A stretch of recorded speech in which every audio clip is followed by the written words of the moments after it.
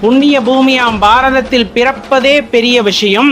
அப்படி கிடைத்த இந்த பிறவியிலையும் சாதாரண விஷயங்களுக்காக, என்னோட ஆசா பாசங்களுக்காக எனது பக்தியை விட்டு கொடுத்து விட்டு என்னோட இயல்பான வாழ்க்கையில் புழுவாக நிண்டிக்கொண்டே இருக்கின்றேன் அப்படின்னு நினைத்தால் அதை விட மடமை இந்த உலகத்தில் வேறு எதுவும் இருக்க முடியாது நண்பர்களே.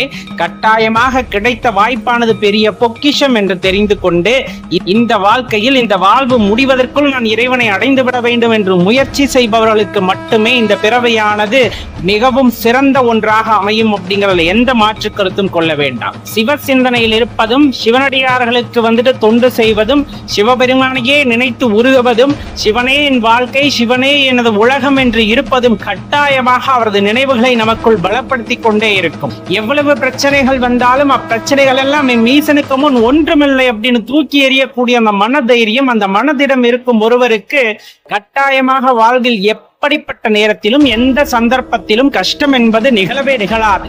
அந்த கஷ்டத்தின் முன் இறைவன் நின்று அதை தடுத்து நமக்கு நல்லதையே நல்குவார் அப்படிங்கிற அந்த மனது நம்மளுக்குள்ள இருக்கும் போது கட்டாயமா அவர் மீது வைத்த பக்தி அசைக்க முடியாததாக மாறும். இறைவனைவே சரணடைந்து விட்டால் நமக்கு வேறு பிரச்சனைகள் எதுவுமே இருக்காது. எல்லாவற்றையும் எம்பெருமான் ஈசன் பார்த்து கொள்வார் அப்படிங்கறதுல விடா பிடிவாதமா இருங்க.